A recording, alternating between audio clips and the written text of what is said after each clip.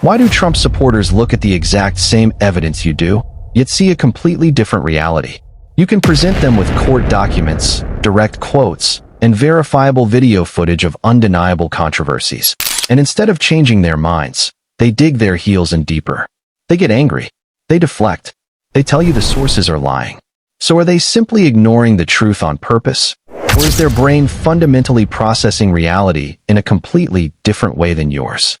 The answer lies in a deeply wired, evolutionary neurological defense mechanism.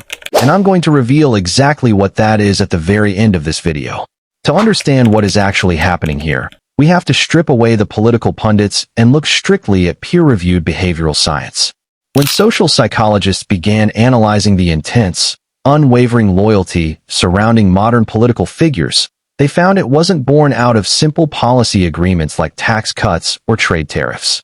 According to massive data sets analyzed in the Journal of Social and Political Psychology, this phenomenon is fueled by two distinct psychological traits: right-wing authoritarianism and social dominance orientation.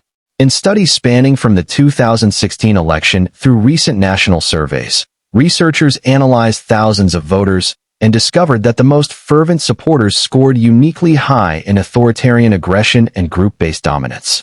And this is a critical distinction. Social dominance orientation is the underlying, often unconscious, belief that society is supposed to have a strict vertical hierarchy, that certain groups are inherently meant to be at the top and others at the bottom. When these individuals experience what researchers call relative deprivation, the perception that their specific demographic group is losing its traditional cultural or economic status, they do not go looking for a traditional politician.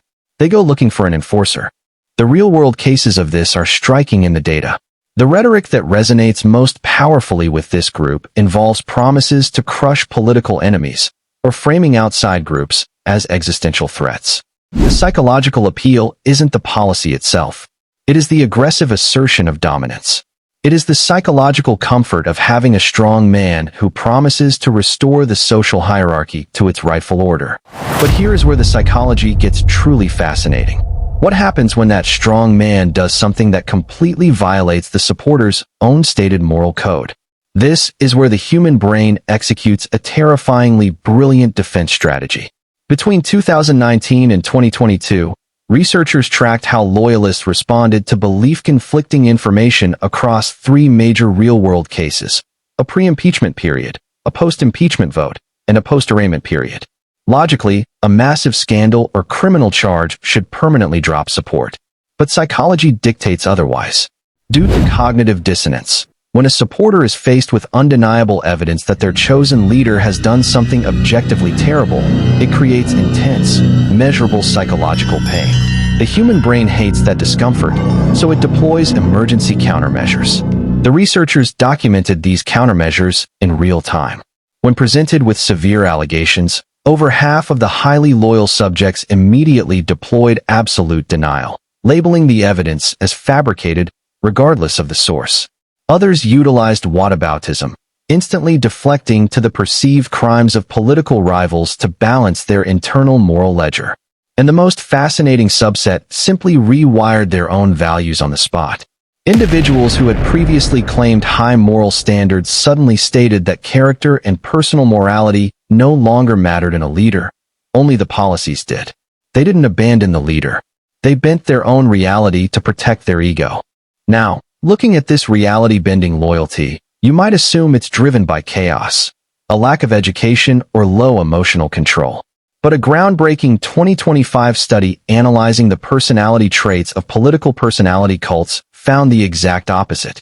When behavioral scientists examined the most dedicated core of political loyalists, the roughly 10% of the population who are entirely uncompromising, they didn't find erratic, disorganized behavior. They found off-the-charts levels of a Big Five personality trait known as conscientiousness. These are highly orderly, highly self-disciplined people. In their minds, the world is becoming dangerously unpredictable. Another recent psychological study mapped this to a concept called the threat to optimal distinctiveness. These voters feel a profound sense of belonging to a traditional, idealized American identity. But as society rapidly diversifies and changes, they feel their unique cultural status is being erased. Their extreme, unwavering loyalty isn't madness. It is a highly disciplined, hyper-organized psychological attempt to cling to a savior figure who promises to maintain order and protect their identity from being diluted. Which brings us to the ultimate answer. When you show a loyalist hard facts, and they double down, what is actually happening inside their head? The answer is a well-documented psychological mechanism called identity protective cognition. Their brain is no longer processing your facts as new information, because their political choice has become entirely fused with their core identity. Their brain interprets opposing facts as a literal physical threat to their existence. The amygdala, the brain's threat detection center, fires up exactly as it would if a wild animal were charging at them in the woods. They aren't consciously ignoring your logic. Their brain has literally bypassed its logical processing centers to prioritize defending their identity.